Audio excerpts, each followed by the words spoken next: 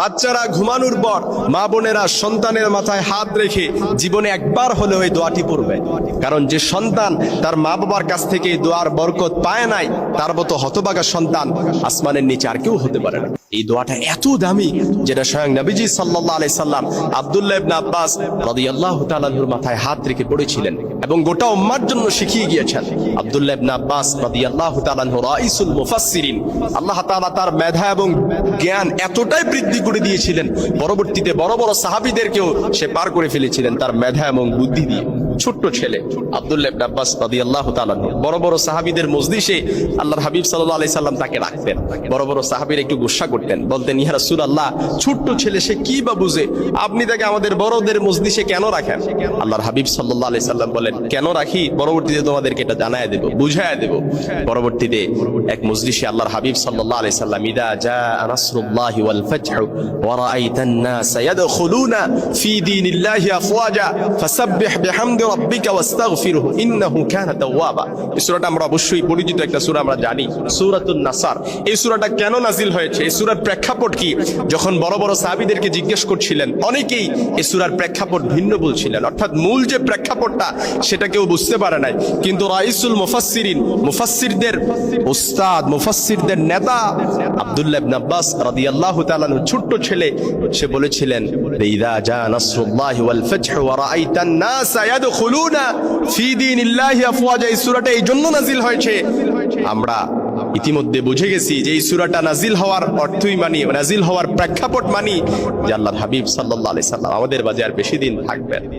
যেহেতু আল্লাহর সাহায্য আর নুসরত চলে এসেছে, দলে দলে লোকেরা যখন ইসলামে প্রবেশ করে ফেলবে, তার মানে আল্লাহর হাবিব সাল্লাল্লাহু আলাইহি সাল্লাম যেই জন্য এসেছেন এই উদ্দেশ্য কামিয়াব হয়ে গেছে। এই জন্য আল্লাহর হাবিব সাল্লাল্লাহু আলাইহি সাল্লাম আর দুনিয়াতে বেশি দিন থাকবে না। ছোট্ট ছেলে কি বা বুঝতে পারে, কিন্তু এই সূরার প্রেক্ষাপট সে বুঝে গিয়েছিল। রাইসুল মুফাসসিরিন, মুফাসসিরদের উস্তাদ, নেতা, অন্যান্য বড় বড় সাহাবীরা বুঝে নাই, কিন্তু আব্দুল্লাহ ইবনে আব্বাস বুঝে গিয়েছিলেন। সুবহানাল্লাহ। এজন্য এই ছোট্ট দোয়াটা বুখারীর বর্ণনা এসেছে, আব্দুল্লাহ ইবনে আব্বাস রাদিয়াল্লাহু মাথায় হাত রেখে আল্লাহর হাবিব পড়েছিলেন, আল্লাহুম্মা ফাক্কিহহু ফিদ্দীন, আয় আল্লাহ, আপনি তাকে দ্বীনের জ্ঞান দান করুন।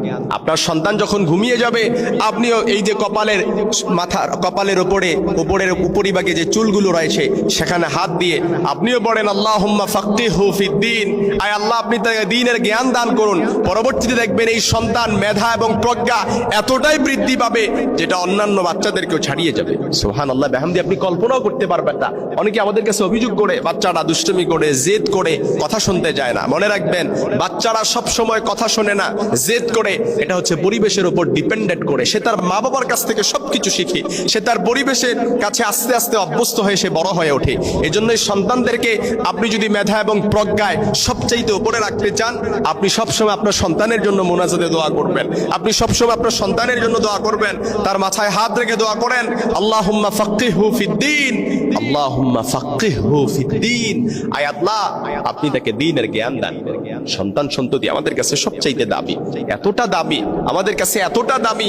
একটা সন্তানের জন্য ধনীর দুলালেরা কত হাজার কোটি টাকা নষ্ট করে ফেলে, আহা, কিন্তু যার সন্তান দিয়েছে সে একটা কদর বুঝে না।